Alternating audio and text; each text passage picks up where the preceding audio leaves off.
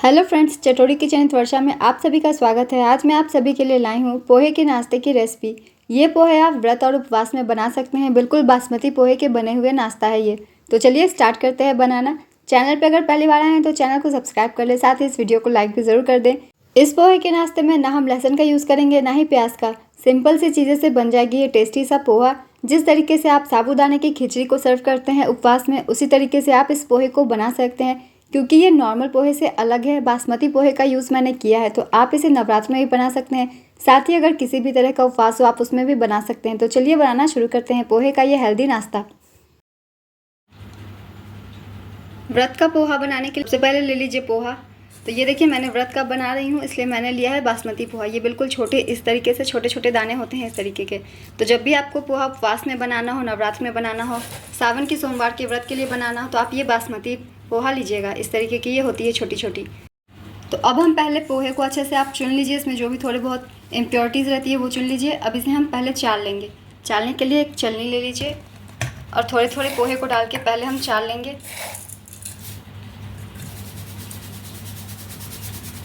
इस तरीके से चाल लीजिए। देखिए ये जो निकलती है वो सारे निकल जाएंगे धूल। पोहे को पहले चाल लीजिए। तो इसे चाल लिया है, अब एक बड़े बर्तन में इसे डाल देते हैं और फिर से हम बचे हुए पोहे को चाल लेंगे।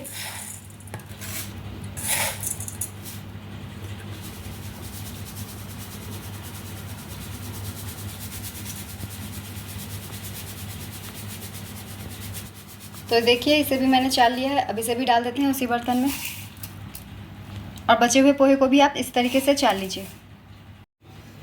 तो पोहे को अब हमें वॉश कर लेना है। मैंने सारे पोहे को चाल लिया है। इस तरीके से आप भी चाल लीजिएगा, एक बड़े बर्तन में रख लीजिएगा। अब इन्हें हम वॉश कर लेते हैं।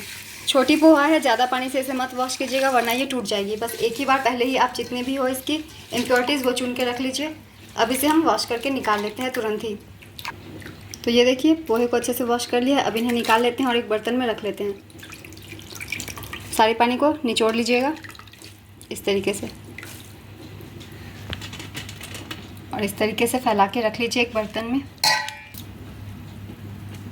सारे पोहे को इस तरीके से वॉश करके एक बर्तन में रख लीजिए पहले।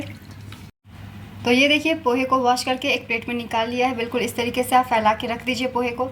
अब इसी के साथ पोहे बनाने के लिए हमें ले लेने हैं कुछ ये सारी चीज़ें। मैंने लिया है मूंगफली, कुछ मखाने और नारियल। व्रत के पोहे हैं इसलिए मैं सारा सामान ले रही हूँ। अगर आपको ऐसे खाना तो आप ये सब स्किप भी कर सकते हैं और इनमें से जो चीज़ें ना हो आप उसे स्किप करके छोड़ के बना भी सकते हैं। सिर्फ मूंगफली से भी ये बन जाएगी। तो चलिए बनाना शुरू करते हैं व्रत वाले स्पेशल पोहे।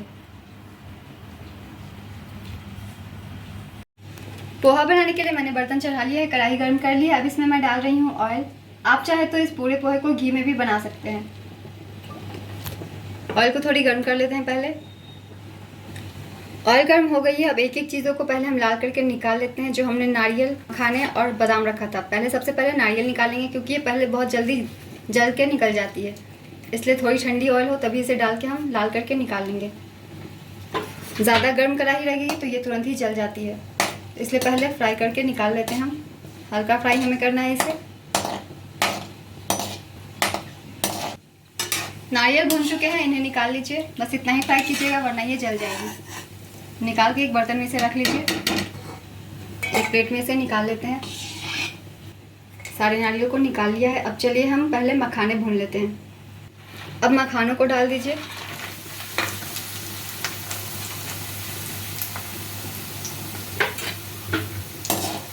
और इन्हें भी भून लेंगे हल्का। ये देखिए मखाने भी भून चुके हैं। अब इन्हें भी निकाल लीजिए। हल्की हल्की मैंने रेड किया है, ज़्यादा जलाएंगे नहीं। इसे भी अब हम उसी बर्तन में एक साथ रख लेंगे जिसमें हमने नारियल भून के रखा हुआ है। अब हम अपने मूंगफली को भी भून लेते हैं इसी तरीके से। और अब हम डाल देते हैं मूंगफली।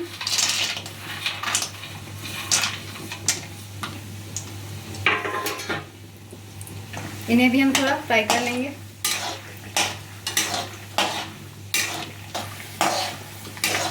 चलाते हुए बीच बीच में मूंगफली भून लीजिए। तो ये देखिए मूंगफली भून चुकी है। अब इन्हें भी हम निकाल लेते हैं। अब इन्हें भी निकाल के हम मखाने और नारियल के साथ डाल दीजिए इसे भी।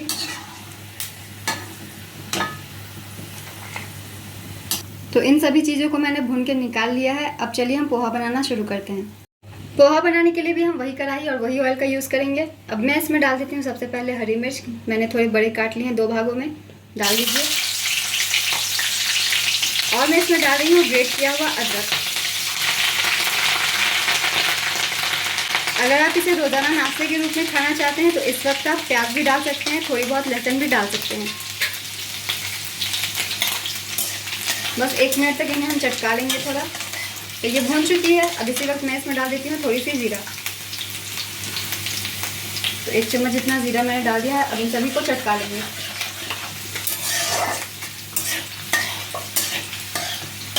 तो ये सभी चीज़ें भून चुकी है अच्छे से, अच्छी सी खुशबू आने लग गई है। अब हम अपने पोहे को इसमें डाल देंगे। तो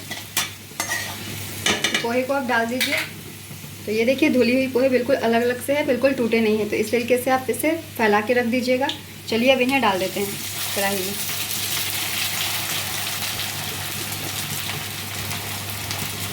आप चाहे तो हाफ घी का और हाफ ऑयल का भी इस्तेमाल कर सकते हैं। पोहा बनाने में थोड़ी ज़्यादा ऑयल लगती है इसलिए। अब इसे मिक्स कर दीजिए।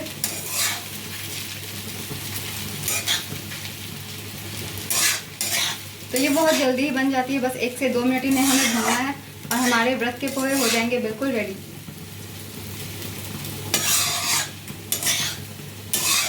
तो इसे मिक्स कर दीजिए पहले। अब हम चलिए इसमें नमक डाल लेते हैं। अगर आप नवरात्र के दौरान ये बना रहे हैं तो आप इसमें सेंधा नमक का भी इस्तेमाल कर सकते हैं।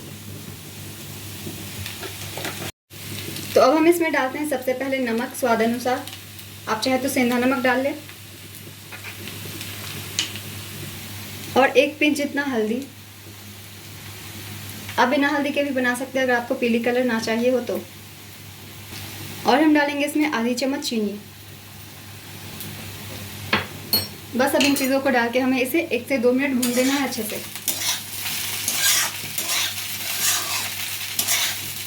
मीडियम फ्लेम कर दीजिए और थोड़ी देर इन्हें हम पका लेंगे। बीच बीच में चलाते हुए इसे भून लीजिए। तो बीच बीच में चलाते हुए इसे कम से कम हम 5 मिनट तक भूनेंगे। तो 5 मिनट तक लगभग मैंने बीच बीच में चलाते हुए पोहे को भून लिया है और ये अच्छे से भून चुकी है। जैसा कि आप देख सकते हैं दाने दाने अलग हो गए हैं। तो अब हम इसमें लास्ट डाल देते हैं बारीक कटा हुआ हरा धनिया। और अब इसमें हम डालेंगे आधी नींबू का रस। इन्हें डालते वक्त गैस का फ्लेम लो कर दें।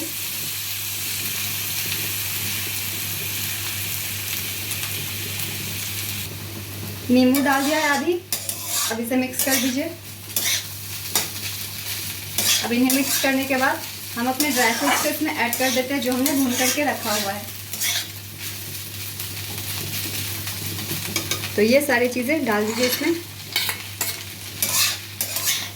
बहुत ही ज़्यादा आपको टेस्टी लगेंगे और साथ ही आपको थकान और कमज़ोरी भी नहीं होगी। इस तरीके से बना लीजिए आप व्रत का खाना, व्रत का नाश्ता, और आराम से आप अपने व्रत को कंप्लीट कर सकते हैं हेल्दी तरीके से। इन्हें सब चीज़ों को डालने के बाद बस 2 मिनट हमें और कुक करना है इसे बीच में चलाते हुए।